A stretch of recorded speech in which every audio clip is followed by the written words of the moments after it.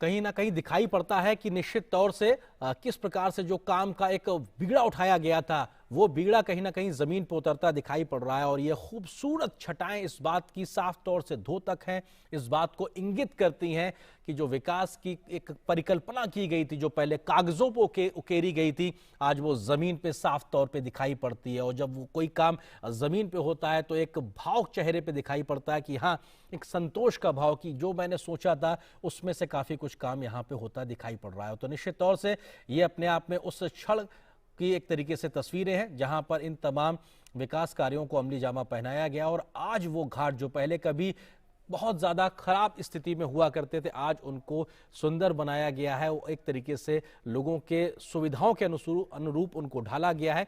ऐसी तमाम व्यवस्थाएं की गई हैं, साफ सफाई से लेकर तमाम प्रकल्पों का व्यवस्था की गई है। अब प्रधानमंत्री यहां से इस क्रूज में बैठेंगे, जो अपने आप में नई प्रकार की व्यवस्थाएं काशी के लिए शुरू की गई हैं, क्योंकि मां गंगा के घाट पे किस तरह से वहां की मनोरम छटा को देखने के लिए, घाटों के दर्शन करने के लिए जो तमाम व्यवस्थाएं की गई, नौका विहार की व्यवस्थाएं होती थी, उनमें क्रूज को भी शामिल किया गया है। और ऐसे क्रूज जो कि विश्व स्तरीय क्रूज हुआ करते हैं, उनमें से इस प्रकार के विस्तारित क्रूज भी अब वाराणसी में गंगा नदी के तट पर उपलब्ध हैं। वहां की वो चट्टी पे, वहां पे वो जेट्टी पे मौजूद हैं। प्रधानमंत्री खुद पहुंचे हैं और इसमें यहाँ पे वो उसका अवलोकन करते हुए कि किस प्रकार से विस्तारित कार्यक्रम किए गए हैं।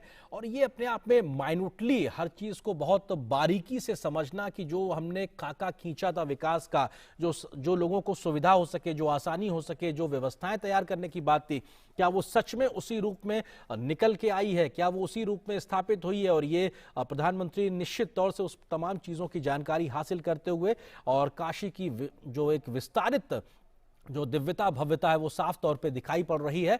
और प्रधानमंत्री इस वक्त जिस क्रूज में जा रहे हैं उसका नाम अलकनंदा है, और अलकनंदा भी अपने आप एक नदी का नाम है। और ऐसे तमाम चीज़ों को बहुत बारीकी से सहेजा गया है ताकि जो हमारी सांस्कृतिक विरासत है उसको भी सहेजा जा सके, चाहे वो नाम रखने को लेकर हो या किसी प्रकार की व्यवस्थाओं को बनाने को लेकर हो। तमाम लोग भी यहाँ पर इस क्रूज में मौजूद नजर आ रहे हैं और प्रधानमंत्री खुद इस क्रूज के माध्यम से नज़ारा लेंगे, देखेंगे, तमाम घाटों का अवलोकन करेंगे, जानकारी हासिल करेंगे।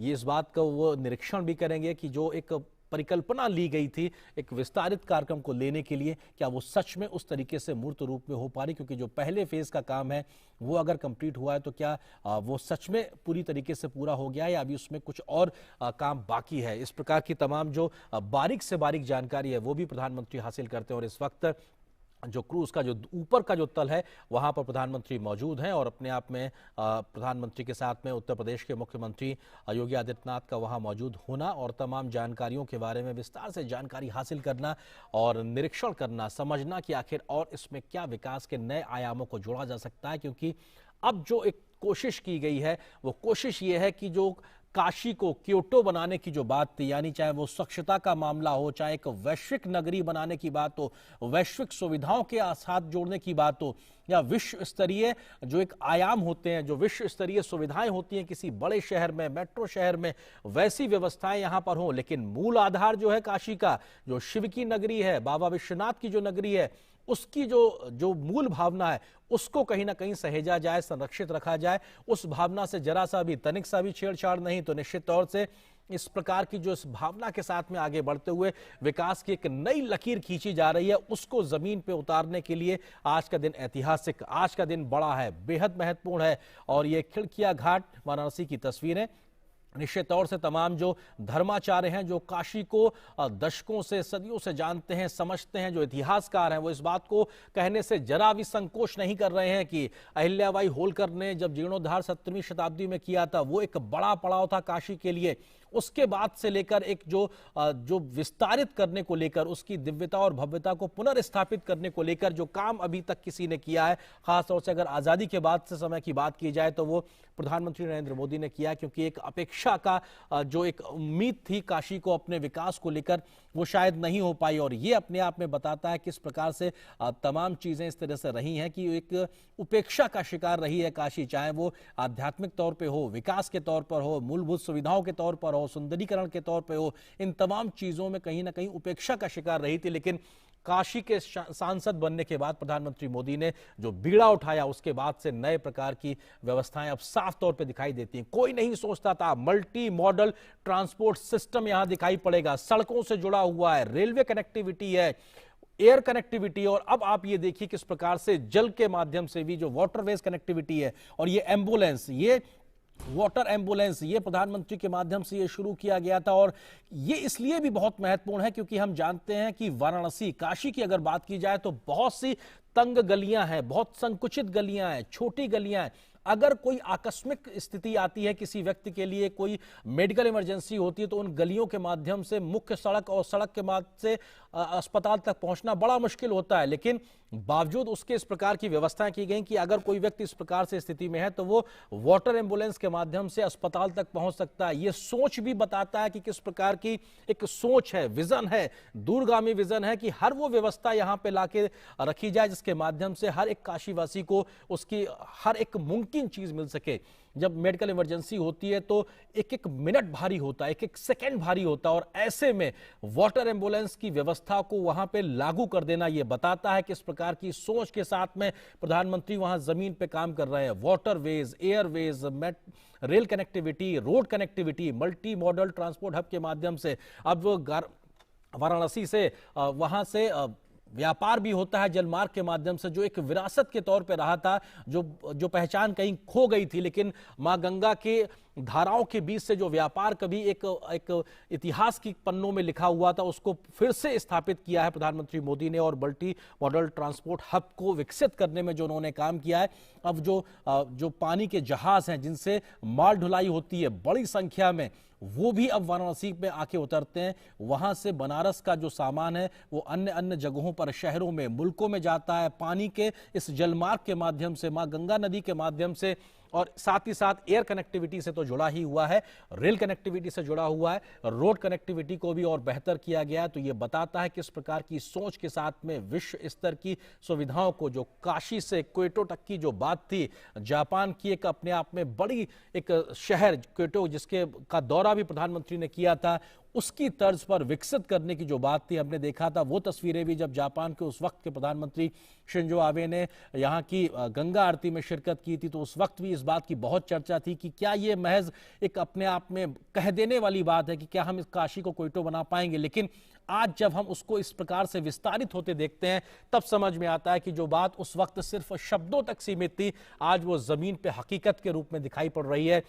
और ये क्रूज जो अपने आप में एक सच्चाई बन चुका है, जिस प्रकार के विस्तारित कार्यक्रम किए गए हैं, जिस प्रकार की वैश्विक स्तर की सुविधाएं इस शहर को अब दी गई हैं, मूलभूत सुविधाओं का किया गया है, वो सब कुछ बताता है। प्रधानमंत्री की नजर इस वक्त उन तमाम घाटों पे, और तमाम घाटों पे मौजूद लोग अभिवादन जो प्रधानमंत्री कर रहे हैं, प्रधानमंत्री भी सहजता से स्वीकार रहे हैं। प्रधानमंत्री के मन में निश्चित तौर से इस प्रकार का भाव होगा कि ये वही शहर है, ये वही काशी है जिसकी एक तरीके से दुर्दशा शब्द भी शायद इस्तेमाल किया जा सकता है, जो 2014 से पहले थी। एक बिगड़ा उठाया था साफ सफाई का, स्वच्छता का, मां गंगा नदी को साफ करने का, इन घाटों को साफ सफाई के माध्यम से एक विश्व स्तर की सुविधाओं से लैस करने का।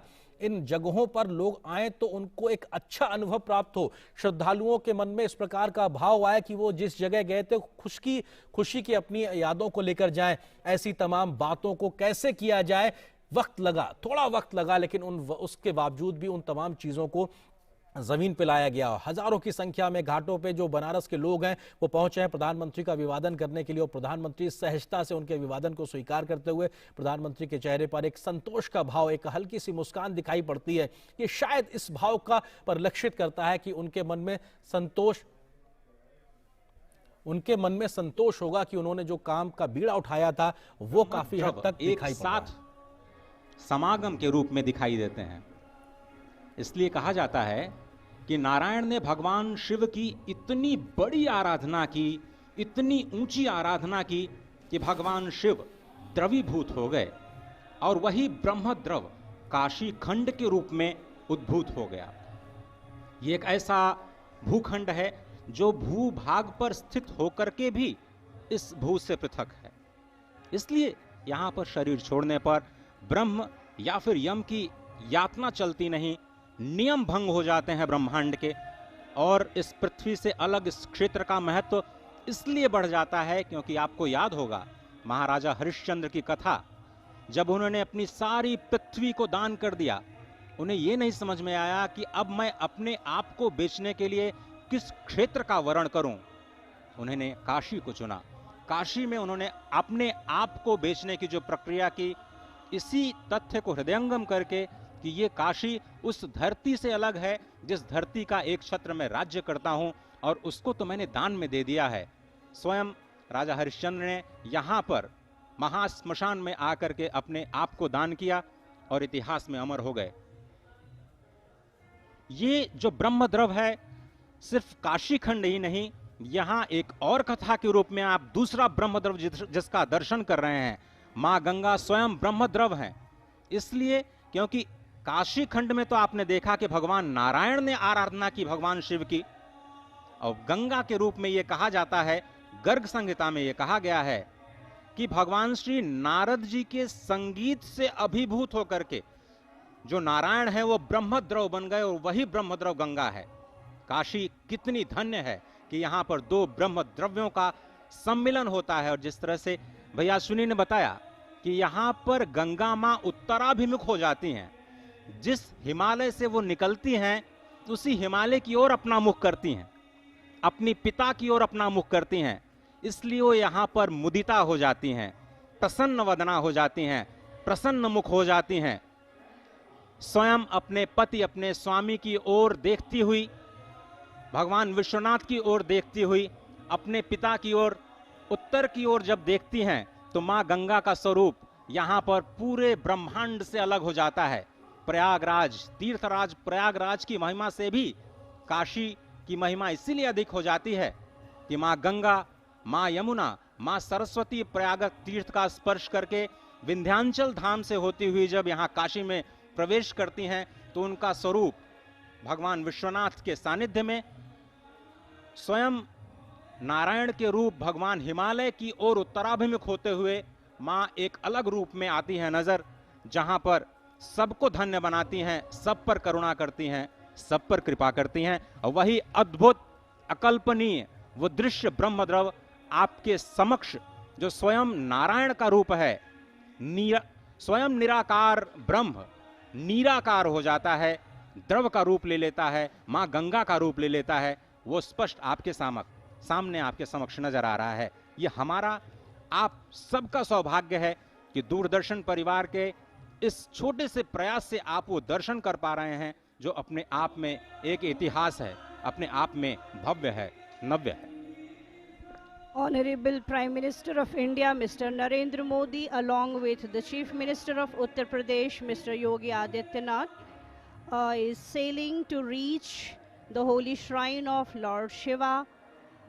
He is heading to the destination where he has to unveil the Vishwanath Dham, Kashi Vishwanath Dham, which is setting another milestone in the cultural history of Banaras, particularly the temple of Sri Kashi Vishwanath.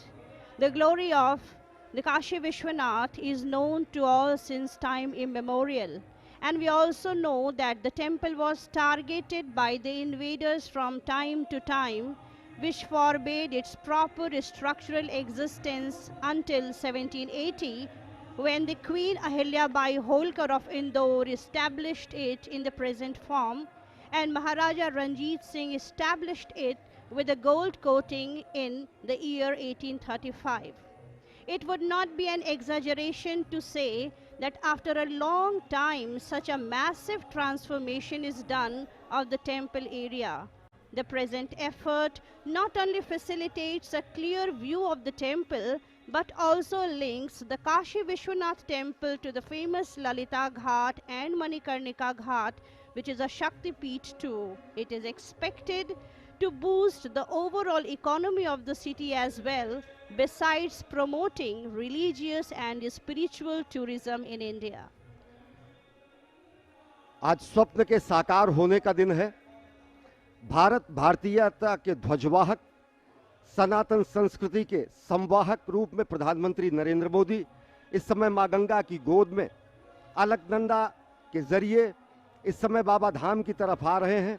और ये विलक्षण, अनुपम, अविस्मरणीय, अकल्पनीय क्षण है, क्योंकि बाबा विश्वनाथ के धाम का आज लोकार्पण हो रहा है, विश्वार्पण हो रहा है।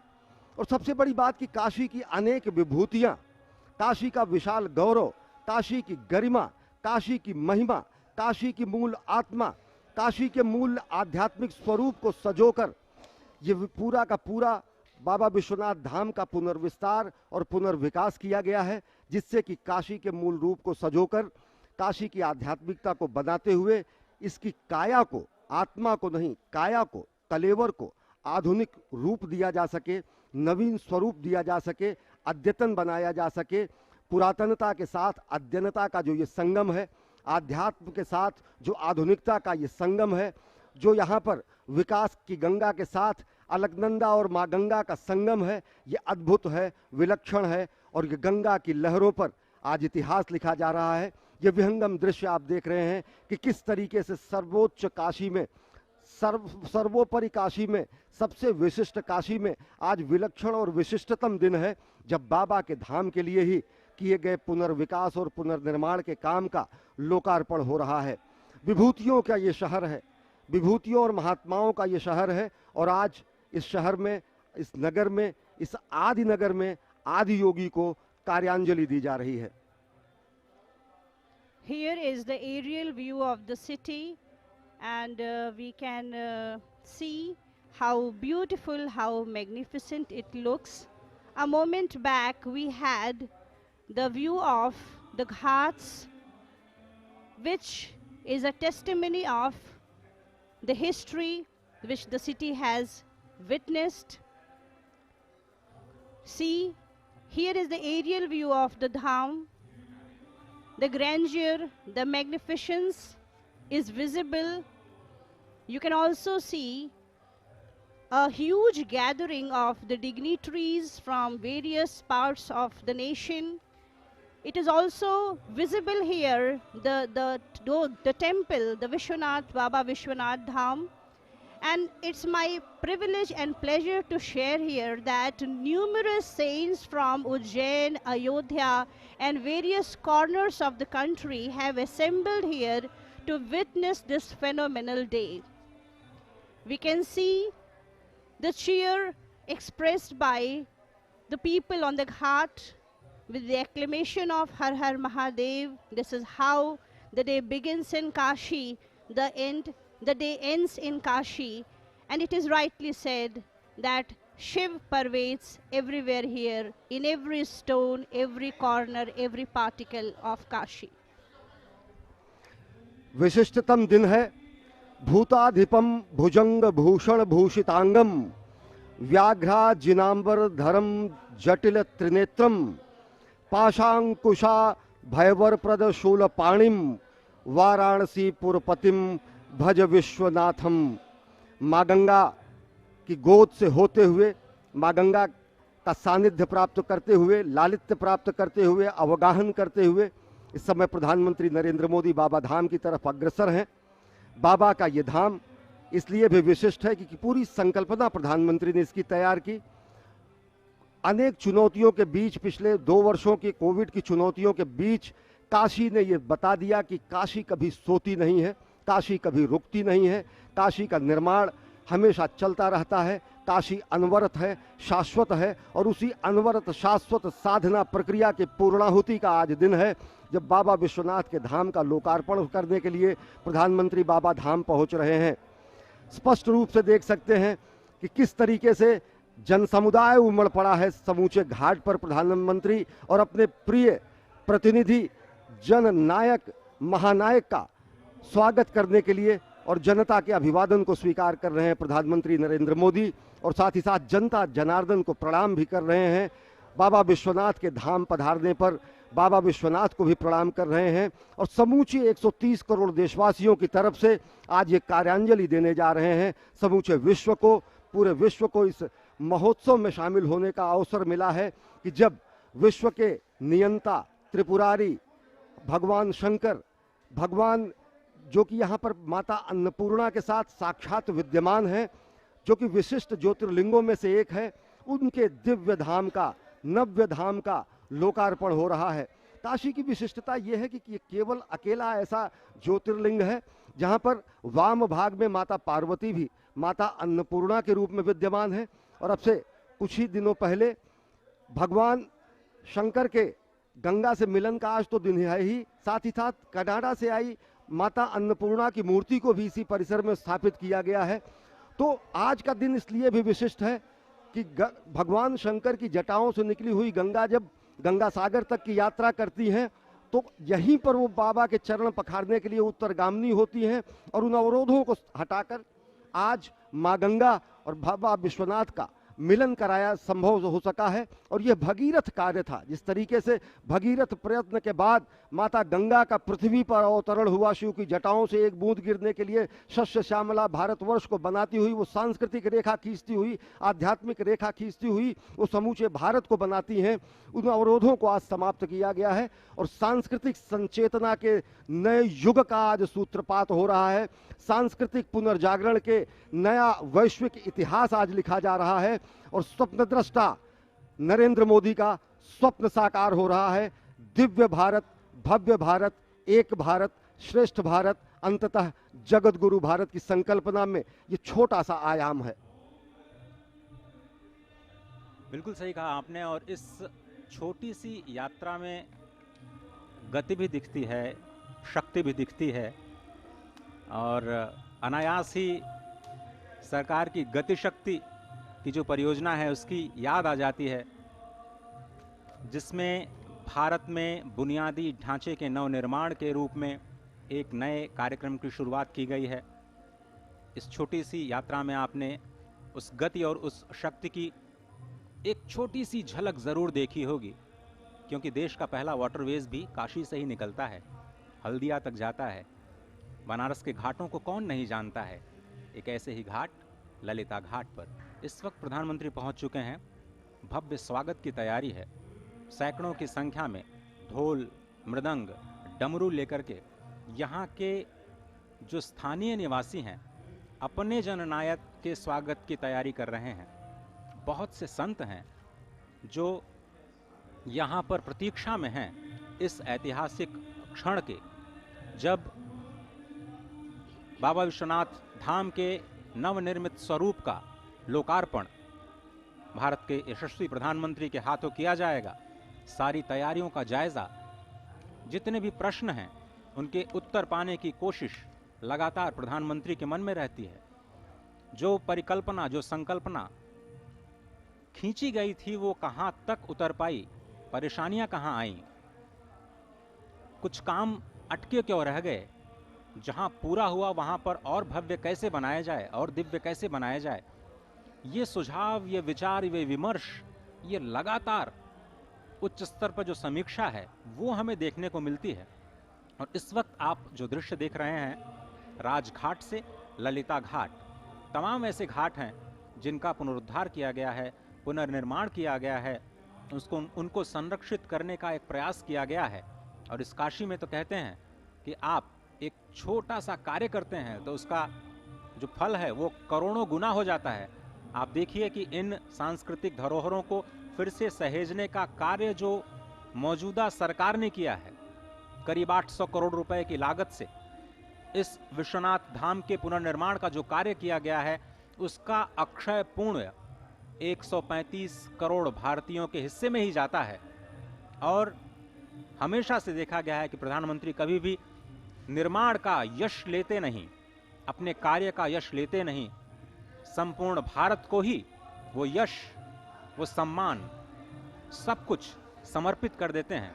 और ये दृश्य आप देख रहे हैं ललिता घाट, जहां से मां गंगा के दर्शन प्रत्यक्ष रूप में सीधे भगवान विश्वनाथ के सानिध्य में प्राप्त होता है। और आज से ये आम जनता के लिए भी समर्पित कर दिया जाएगा। Our Prime Minister